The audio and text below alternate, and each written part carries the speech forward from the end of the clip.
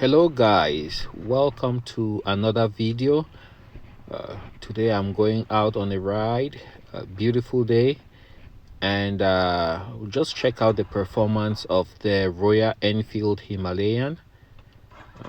It starts right up. This is a fuel injected version. I believe they're all fuel injected now. The very first ones had a carburetor, even though for the export market they had fuel injection. Also, there's some breaking news. It seems the Royal Enfield Himalayan for the first time will be assembled outside of India. I believe it's going to be in Argentina, and I don't know if that will serve just the South American market, or it's going to be for the South as well as North American markets, and possibly other maybe Europe and South Africa. I'm not very sure about that, but that was some very good news. It means the market is really picking up, and people are really interested in this product. As you can see, the bike takes off smoothly, and it's quite preppy. You know, you twist the accelerator and the bike takes off really quickly, but nothing dangerous, nothing out of control. It doesn't feel like it's gonna pop a wheelie on you. So here I am on the highway,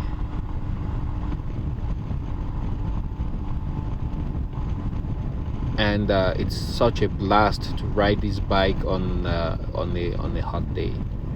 Get the wind coming straight at you, and the windshield does a good job of shielding your chest area, so you don't feel like you're gonna be pulled off the bike.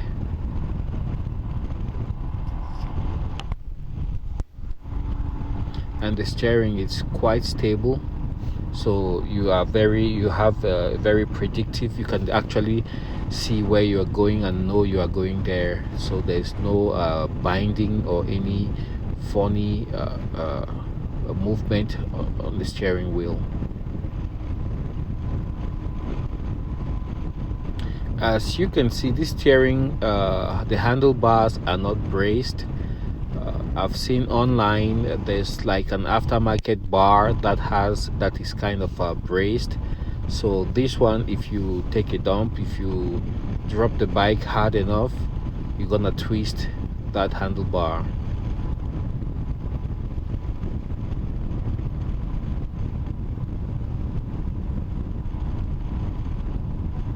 Performance is really great for a 411cc engine, and this was designed from the ground up, even though it still used the old style valve setup. So approximately every 3,000 miles you will have to check the valve clearances.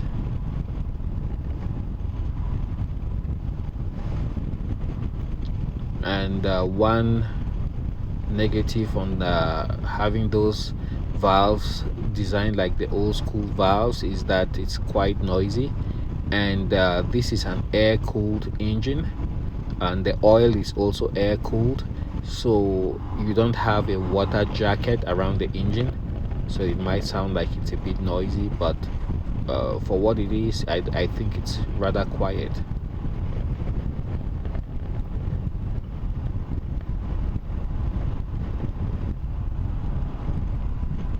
In front of me is a Honda 250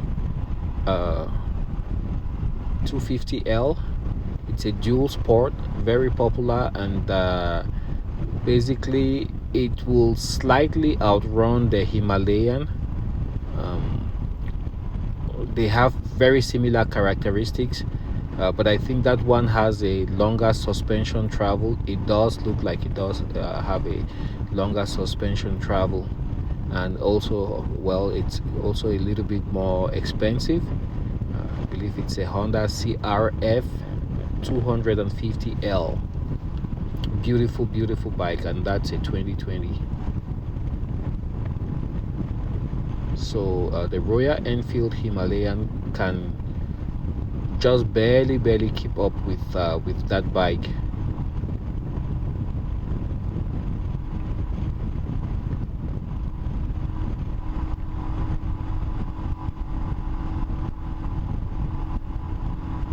It's very helpful having those guards up front.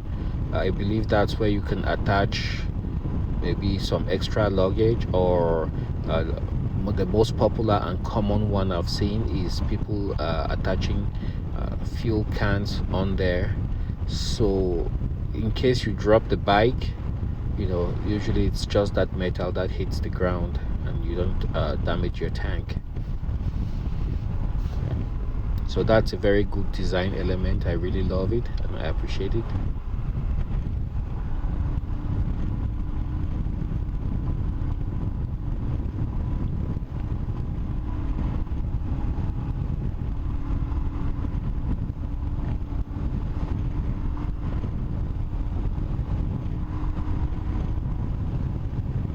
Yeah, I'm just trying to get a feel for the bike, not doing any crazy maneuvers. I'm still within the braking period, so I'm just learning the manners of the bike. So of course, once I get used to the bike and I know what it can do, when and why, then of course I'll be much more comfortable riding the bike. And that is almost like standard for every motorcycle. You get in there, you have to find a clutch point, and then you also have to check out the road manners before you attempt riding it for an extensive trip.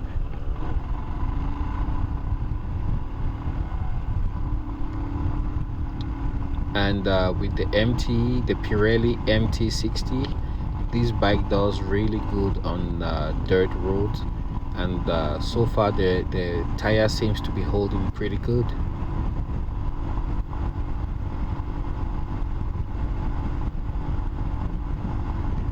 I wonder how many miles I'll get out of it. And one thing with this bike, it has ABS, so if you try to lock up like the rear wheel or the front wheel, that may not happen. And also because of the power, it has just 24.5 horsepower.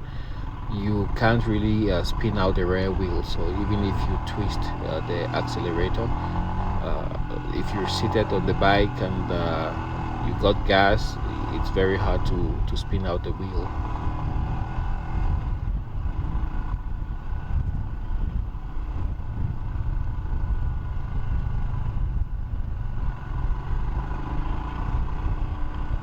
And the bike also corners very well. I believe it's because of a low center of gravity. The engine is low slung on the bike, and up high, the only thing I can think of is just the fuel tank. The battery sits quite low below the seat, so most of the weight is slung down low, and I think that helps with the stability of the bike, especially when taking corners.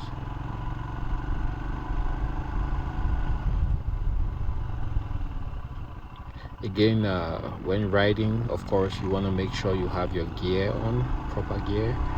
Even if you think you're just going for a quick spin around the corner, you never know when the conditions might change, when something might go wrong.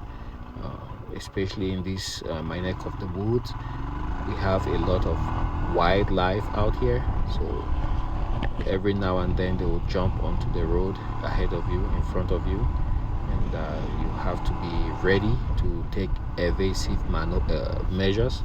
That way you don't crash into the wildlife.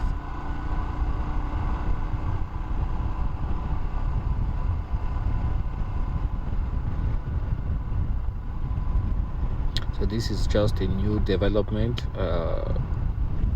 Some of the houses were not complete, and then the companies kind of just folded up and packed their things and left. But most of the houses are complete. and that's like I said, a new development which is about maybe 5-6 years old.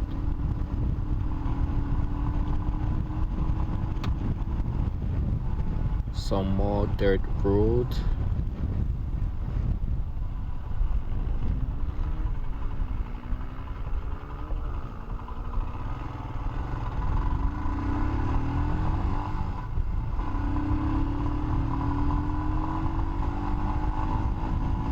I'm still trying to get used to the seat. Royal Enfield also makes a touring seat for the Himalayan. I've seen a few reviews about that, and people seem pretty satisfied with those seats. But the best one I've seen so far seems to be the one from Corbin. Though that seat, just looking at it, it looks very, very comfortable. You could definitely imagine a guy riding on that for hours and hours without really getting tired. But with the current seat I have right now, I could do maybe 2 hours, and then I would have to take a break, and I'll be really sore and tired. But the Corbin seat looks like you could do maybe 10-hour days, and you would still be fresh at the end of the day.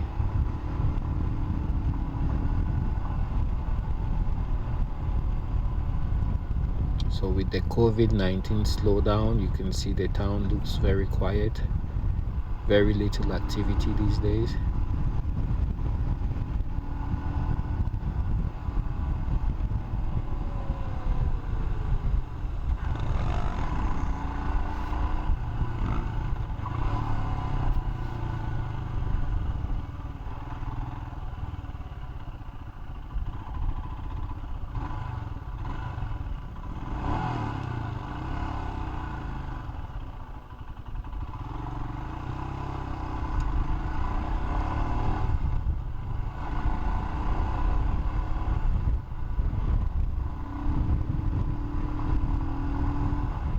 And I got my oil filter in the mail, so I will be doing my oil change one of these days. I don't know what guys use here in the United States for oil. I will check I'll check my manual and see what it says. But I'm sure there's a recommended oil that some people with higher mileage can actually recommend.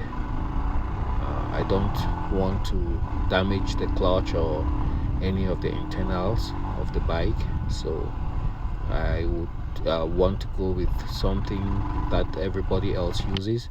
That way there's a proven track record, and I don't mess up the clutches or anything in the bike.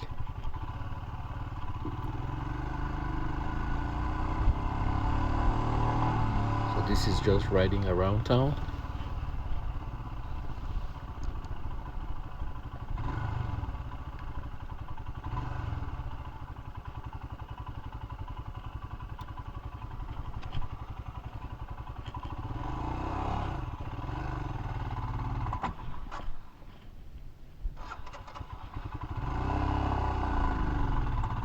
The bike does really, the Royal Enfield Himalayan does really great in traffic and slow speed conditions because the bike is so stable.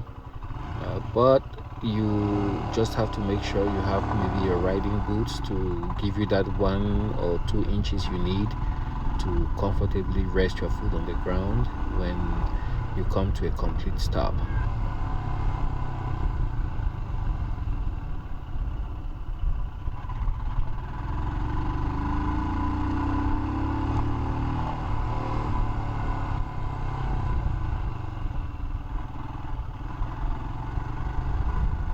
The roads there are a little bit bumpy.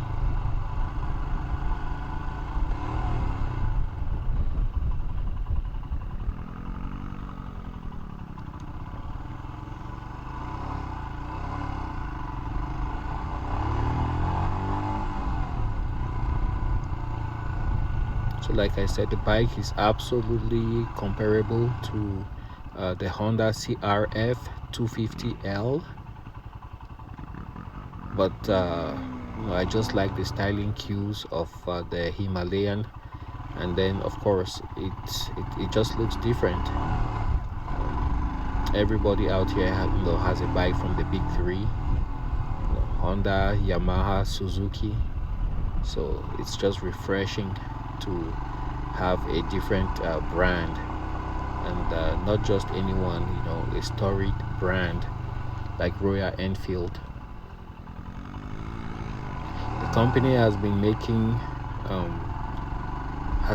bikes since 1901, and of course it diversified and went through different ownership. Now it's owned by a company called eicher, eicher, and I think they're based out of India also.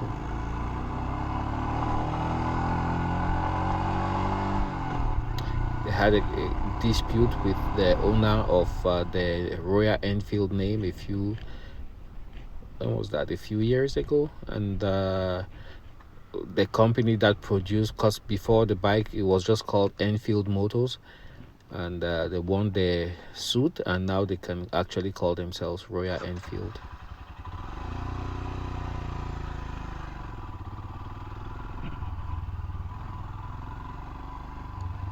That's the new Dairy Queen.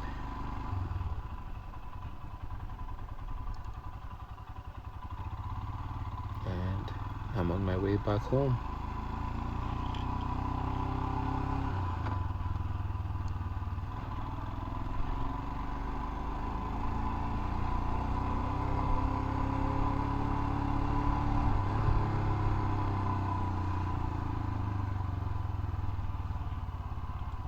This motorcycle is just a blast to ride when the weather is good. I haven't really tried it in colder weather, but when the temperature starts dropping, then your knuckles get cold, so I might need some guards for the handlebars.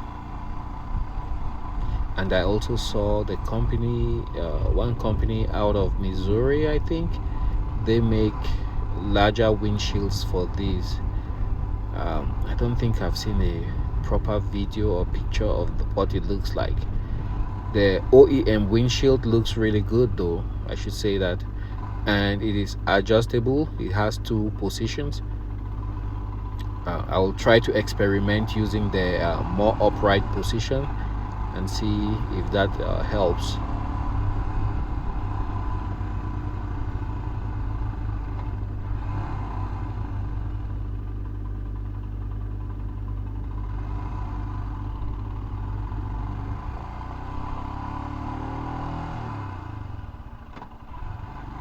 I find the brakes to be adequate. Whenever I needed to stop, the bike always stops. I haven't tried any emergency braking, so maybe it's in those circumstances that people say the brakes, because I've seen many reports, people say the brake, especially the front, is not very effective.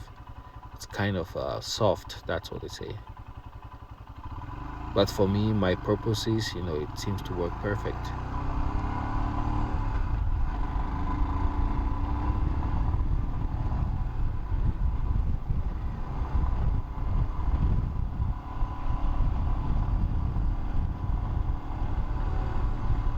And I just love the exhaust note. It's not very loud, it's just quiet enough.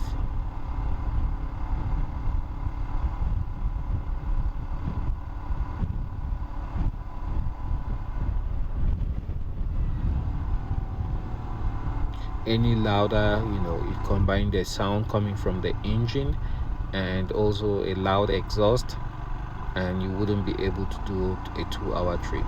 Just the noise will fatigue you. So I just like to, I think I will end up just leaving my exhaust stock the way it is. And since this is Euro 6 or BS6 compliant, it has all the emissions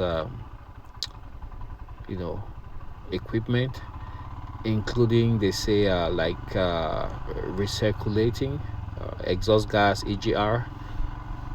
And some people actually go in there and take off all the tubing and plumbing, but I just don't know the consequences, so I'd rather just leave the bike the way it is. Thanks for watching, guys, and I'll see you guys on the next video.